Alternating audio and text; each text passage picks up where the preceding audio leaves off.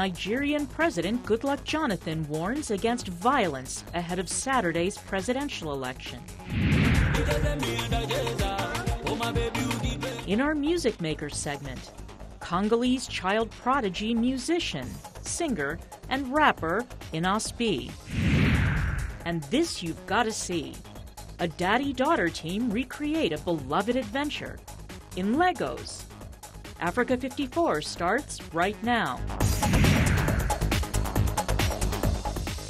Good evening, I'm Vincent McCory. This is Africa 54. We begin with a developing story out of Somalia. Police say at least 7 people were killed Friday in Mogadishu when gunmen from the Al-Shabaab militant group stormed the popular Mak Al-Mukarram hotel in the center of the Somali capital. Dozens of others were wounded, according to authorities. A huge blast was heard near the gate of the hotel, and gunmen were seen inside and on the roof of the building. A police officer at the scene told the Reuters news agency that the hotel is now controlled by the militants.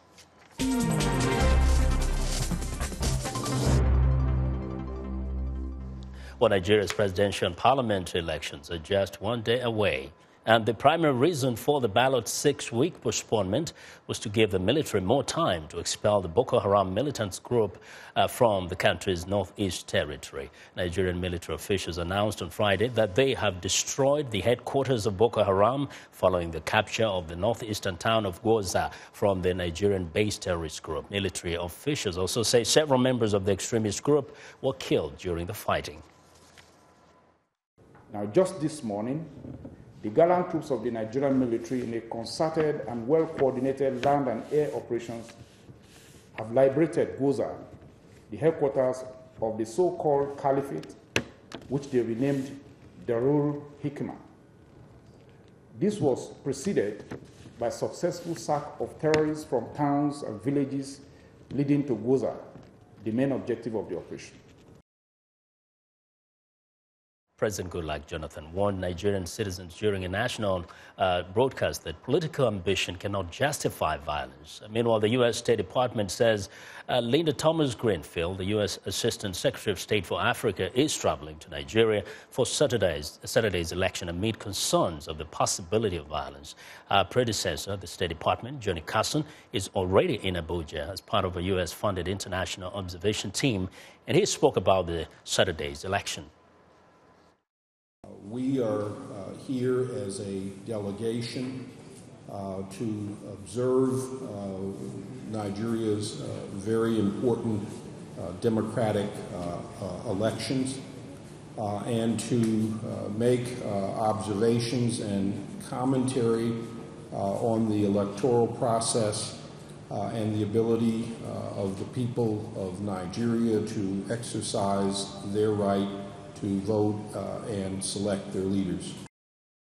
Now, for the latest, very latest, in fact, on Saturday's elections, VOA correspondent Peter Clotty joins us live from Abuja. Peter, everybody's talking security. Tell me, what is your sense of things there? Is it that palpable, the sense of fear? Well, yes. Some people have been expressing concern about possible violence, especially after the elections. They're wondering how supporters of the losing party will react after the Independent National Electoral Commission announces the outcome of the election. But ahead of the election, security has been beefed up in the capital, Abuja.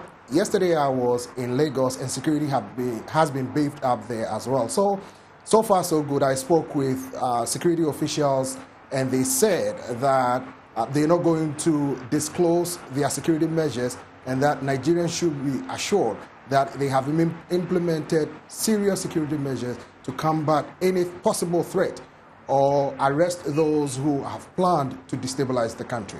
President Jonathan and General Buhari have met before in an election, and we know there were tensions then. From what people are telling you, is it any different today? Well, there's a slight difference in that this time around, both parties have signed 2 different accords. You're talking about incumbent President Goodluck Jonathan and his opponent, General Buhari. They have signed 2 different peace accords to ensure that their leaders do not engage in any act of violence. In President Goodluck Jonathan's message to citizens ahead of the election tomorrow, he said that no political party or no individual political ambition should be worth the life of a single Nigerian. And he said, as the commander-in-chief of the army, he is mandated to protect every Tom, Dick, and Harry in Nigeria, and that is what he is going to do ahead of the election. And you know, in most of these elections, there's always speculation. You know, people start talking about what they imagine is happening overnight. Have you heard any of such things? Well, there are rumors that some people have plotted. The Department of State Security spokeswoman Marilyn Onga that I spoke with before coming here said they have uncovered a plot by some individuals to release the result of the election before the Independent National Electoral Commission, or INEC, releases it. Now, that is illegal according to the Constitution, because the Constitution stipulates that it is only the Independent National Electoral Commission that has the mandate to release the outcome or determine who wins what election in Nigeria. What do you know about observer teams? Have you seen some? Yes, there are a slew of observer teams. I have seen that of the African Union, as well as the Economic Community of West African States, of course, the regional bloc, and some from the European Union, as well as some from the United States. So there are a slew of them going around. I saw a couple from the Southern African Development Region, SADC region, who are all here. The European Union's observer mission teams are also here. Now, very quickly, in terms of the time, when do the ballot polls open? The polling stations? The polling stations are supposed to open by 9 a.m. local time, according to the Electoral Commission. By 5 p.m., the poll will close. But then it depends on how long the queue is. If you are in the queue before 5 p.m., of course, you are entitled to vote per INEC stipulations. Okay, Peter, you need some rest. Tomorrow is a busy day. Thanks a lot. Viewers, Peter Closer reporting live from Abuja in Nigeria. Now, for more perspective on the election, I am joined by Kabir Hassan of the USA Movement for Buhari, Osibanjo of the opposition APC party, and John Iyoma is a supporter of President Goodluck Jonathan's People's Democratic Party. Gentlemen, welcome to Africa 54. Thank you, Vincent. Now, let me start with you, John. You know, there have been, polls here and there saying, well, this is very kind of too close to call. What is your expectation? First of all, I would say this. For the first time in African history that we have an incumbent having a close election. And that is a tribute and credits to President Jonathan, Goodluck Jonathan. Now, having said that, poll is poll. The only thing that matters is the Nigerians, the citizens of the country, coming out to vote for President Jonathan because of the progressive nature of his administration. Now, talk about progressive nature. Kabir, President Jonathan has said he's the younger one here in this race, and he kind of represents the youth of Nigeria who are going to be the majority voting. Is that something that you think is a fair assessment? No, that's not the issue.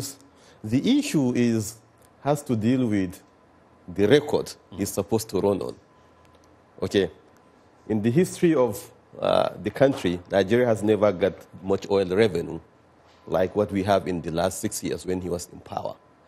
But what we have is poverty in the midst of what I'm saying, plenty. Okay, so the indices of development, all the indices have gone down. Okay, we have more unemployment when we had more oil revenue. We have more insecurity. Okay, the economy has collapsed. You understand? Yeah. So this is the issue, is that poverty in the midst of plenty. Now, That's what this administration has given Nigerians. That's why he's not going to win. John, I'm not in Nigeria right now, but some of the voices I've been getting from the streets of Abuja and Lagos and elsewhere is that there is lack of infrastructure. Electricity is almost absent in major Nigerian cities. So many of the young people say they have no jobs, and corruption is on the rise. How do you rate President Goodluck's Jonathan in the midst of all this kind of assessment on the streets? Okay, unfortunately, I don't know where you're getting your information, but myself, being a diasporan, I was in Nigeria 4 times last year.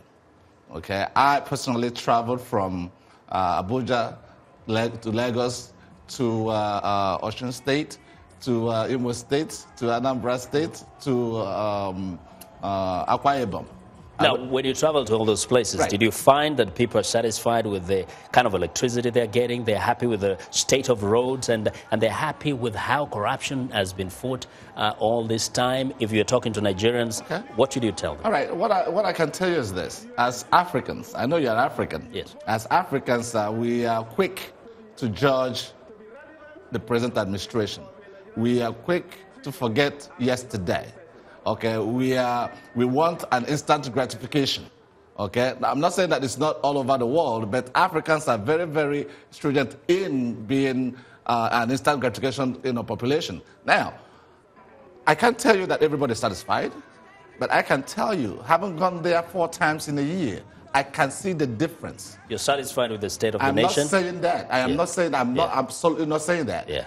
But I'm saying that there has been a progressive improvement from the time the president took office to now. Okay. Now, Kabir, Let me some go back first and they say President or the former military ruler, Buhari, he may have done a few good things, especially fighting corruption, but people also cannot forget that he did some extremely unacceptable things, especially cracking down on freedom of speech. And some are scared that perhaps he may come back with that kind of approach to leadership.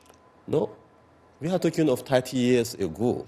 How old are you 30 years ago? Wow. Okay, Put him on the spot. so 30 years ago is something different. This guy has demonstrated that he's a Democrat. He formed his party. He went to elections 3 times. In fact, he's the only person that is able to do one thing in the history of Nigeria. How does And anybody that is- prove that he can do it? That is that in the history of Nigeria, opposition parties have never been able to come together. Not even Awolo and Azikwe, the founding fathers, were able to come together and challenge a sitting government. He was able to do that. Not only that, he ran Petroleum Trust Fund to show that he is a skilled administrator, which he done very effectively. Yeah. Now, the issue is, it's not about going to Nigeria. I'm telling you, 3 weeks ago, the IMF, under Article 4, consultation, is saying Nigerian economy is in trouble.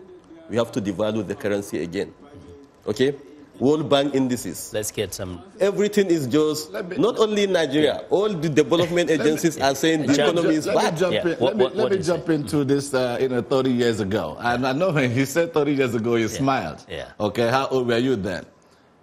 This is exactly why Africans in general, all Africans should let the older folks to stay behind and become statesmen instead of bringing old 1970s ideas for the progressive Africa.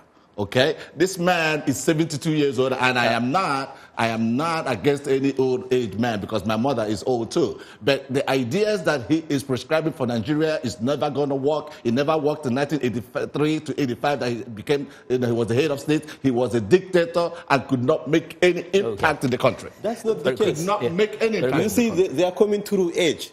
Yeah. And that's not the case. You see, when California went into trouble recently, they went back to the 70s and brought back Jerry Brown. He's 76 years old. And he's running the economy of California, which is bigger than France. So at times when problems become really complicated, you need the old guys to come in. So we have issues of security. You need a general trend from the US to deal with it. You have corruption that has depleted the foreign reserves. You need somebody in there who has the experience to deal with these issues. You both have spoken. The Nigerian voters in Nigeria will decide tomorrow morning. Right? Thank you very much for joining us. Kadir Hassan and John Ioma, thank you very much for joining us today. Well, Kadir Hassan of the USA Movement for Buhari Osibanjo of the opposition APC party, and John Ioma is a supporter of President Goodluck Jonathan's People's Democratic Party.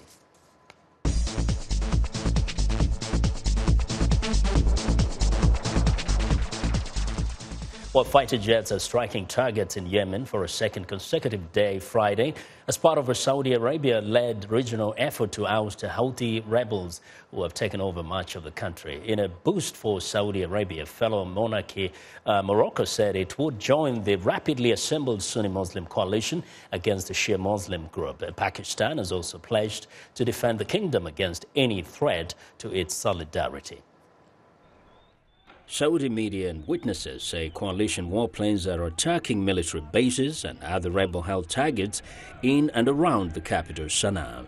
Saudi military officials have declared the first phase of the bombing campaign to be successful, but warned that an allied ground offensive may also be necessary. It is very dangerous to conduct ground military operations in Yemen at present, not only for the GCC member countries, but also for the entire region and the whole international community. The immediate intention of the surgery-like airstrikes is to curb the attacks of the Houthi rebels fast. But the final purpose is trying to bring the related parties back to negotiations and reach consensus on the Yemen crisis. A rapidly assembled coalition of 10 countries, including 5 Gulf monarchies, is trying to defeat the Iran-backed Houthis and reinstate Yemen's internationally recognized government. But Houthi rebel leader Abdul Malik al-Houthi says the rebels will overcome the aggression in the long run. The foolish, stupid, unjust, oppressive and arrogant Saudi regime has gambled on the support of America and gambled on some other regimes which he paid some money to buy their support, and they sold themselves cheaply to participate in waging aggression on a nation which is one of the most honorable and most noble in the world. Houthi officials say at least 18 people were killed and 24 wounded in airstrikes Thursday. There was no immediate word on casualties from the Friday bombings. The rebel advance prompted Yemeni President Abdirabbi Mansour Hadi to flee the country earlier this week. His location was not known until Thursday when he reappeared in the Saudi capital, Riyadh. Well, a soldier in U.S. Army National Guard and his cousin have been charged with forming a plan to fight for the Islamic State terrorist group in the Middle East and killed dozens at a U.S. military installation. The suspects, both U.S. citizens from the Midwestern city of Aurora, Illinois, outside Chicago, are accused of conspiring to provide material support to foreign terrorists. The 22-year-old soldier, Hassan Edmonds, was taken into custody at Chicago's Midway Airport late Wednesday before trying to board a flight to Egypt. And his 29-year-old cousin, Jonas Edmonds, was arrested at his home. If convicted of the charges, both men face up to 15 years in prison and a $250,000 fine. Well, we want to know what you think about Africa 54 and the stories we covered. Join the conversation on Facebook. The address is Africa 54. And check out our headlines 24/7 on voaafrica.com. Coming up in our Music Maker segment, the multi-talented Congolese child prodigy, Enos B. Stay with us.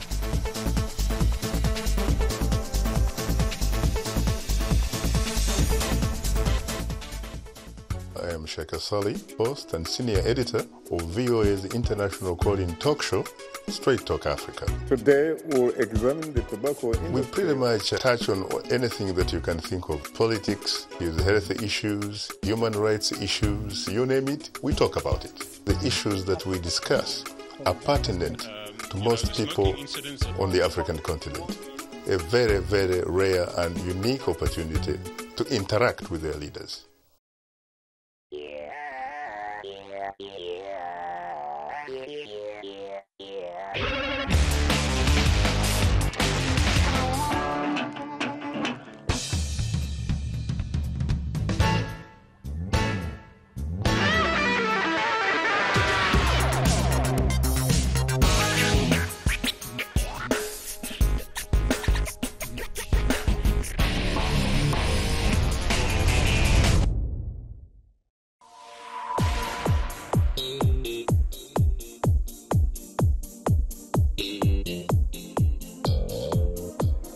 Welcome back. It's Music Makers Time, and today we introduce Congolese sensation singer and rapper Innocent Didage Balome, better known as Enos B. Now, to tell us more about him is VOA's RM Music Show host Roger Muntu, a sensation himself. Roger, welcome. You know, this young fellow, yes, we call him a child prodigy. He is indeed a child, but he's doing great stuff, yeah? Yeah, and I like the fact that you call him a child prodigy, because when you think of Michael Jackson, exactly what this kid is. This kid comes from a family of 6 and all musician.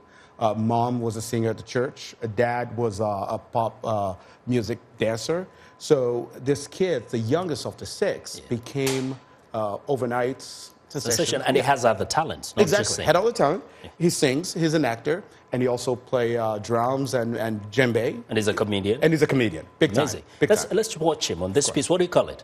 I call it Pola. Pola. Yes. Let's watch this.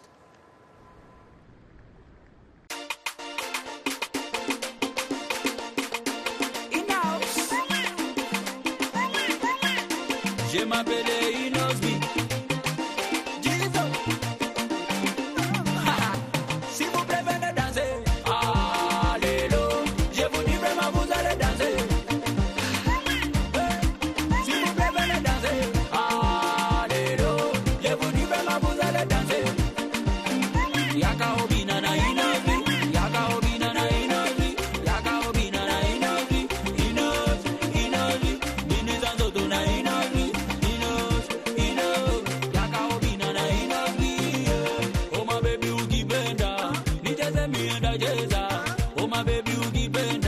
Nifanya yote ndafanya, oya masheri Vanessa, mtoto wa Kongo wanapendwa, kila mtu anajua, uliza tabos mwambira jabu. I want to see you, Kinshasa topina. I want to see you, Africa mamiba topina. Oya zoto zoto, Inos baby opelisa moto. Oya zoto zoto. Si vous préférez danser, alléluia. Je vous dis vraiment, vous allez danser. Si vous préférez danser, alléluia. Je vous dis vraiment, vous allez danser. Yaka obina na Inosbi. Yaka obina na Inosbi. Yaka obina na Inosbi. Inosbi. Binizanzo do na Inosbi. Yaka obina na Inosbi.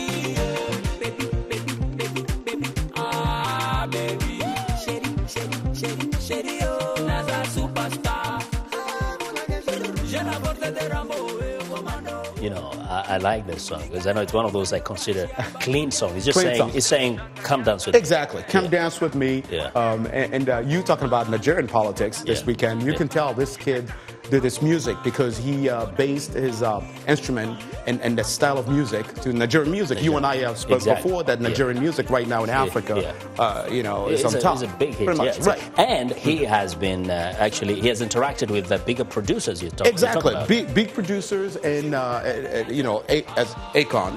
They made a song. He actually was here at VOA. He came here about last year. Yeah. And he came in the state because he wanted to finish a song with Akon, which he did. Yeah. He also became a good friend of Ben Affleck. Oh, that's great. Yeah. And also a good friend of you. Well, I don't know. Yes, maybe. Yeah, but, you know, I think it's good and it's going to go places. Exactly. He's definitely going to go places. Roger, thank you. Thank you very for much having for sharing me. this. Thank you. And, well, to learn more about Roger Muntu, host of VOA's RM radio show, visit Facebook and type in the keywords Roger Muntu. There you can learn more about the music man and his dynamic social-cultural show. Well, it's time now for a short break. Still to come on Africa 54, a daddy-daughter collaboration like no other. We'll be right back.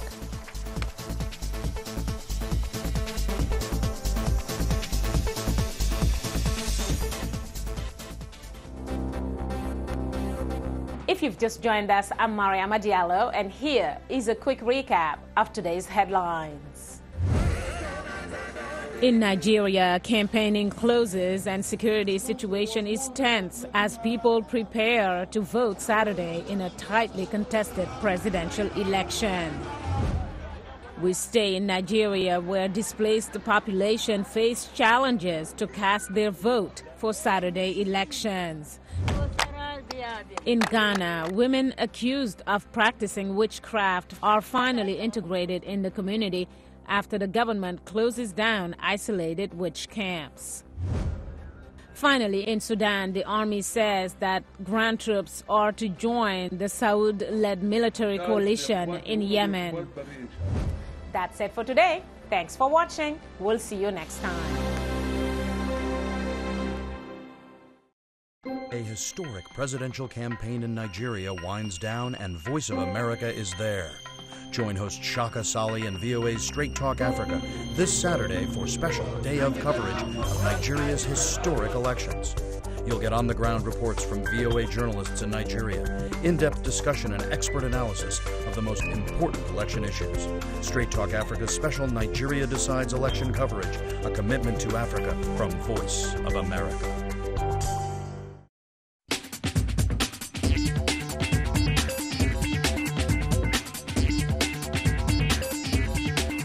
Welcome back to Africa 54. Here's what's trending. A Greek filmmaking master and his 8-year-old daughter recreate the original Jurassic Park in plastic. Filmmaker Paul Holsworthy of Digital Wizards worked with a team of animators and designers that included his daughter, Hayley, to create the short film, which used 100,000 worth of Lego bricks. Now, it took the team 3 months to produce the 3.5 minute-long video. Not surprisingly, the clip has gone viral. As of today, it's been viewed over 800,000 times on YouTube.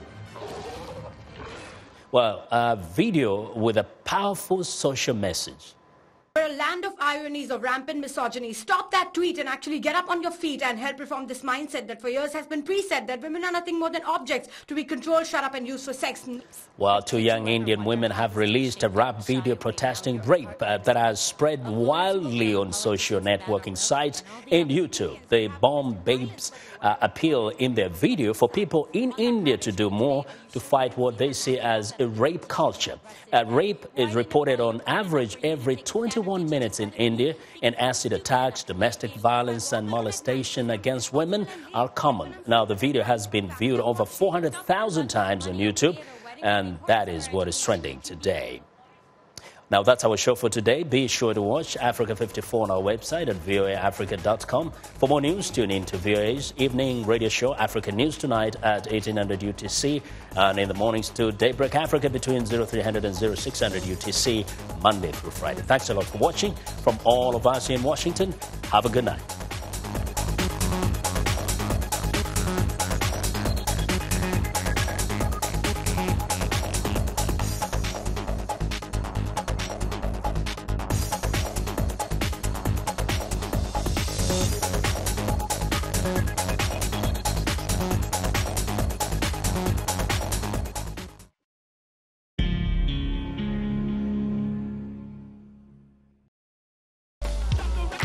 Music is something that brings people together. Music educates, it motivates, it's a bridge. Music. Ali. On. VOA.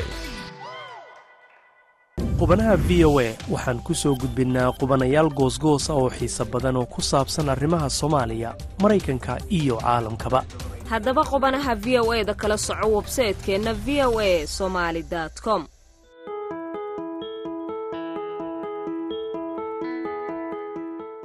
From VOA Learning English, this is the Technology Report.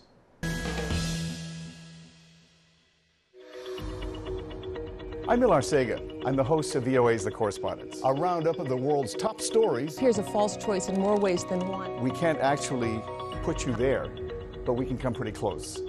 In 30 minutes, we'll show you the world.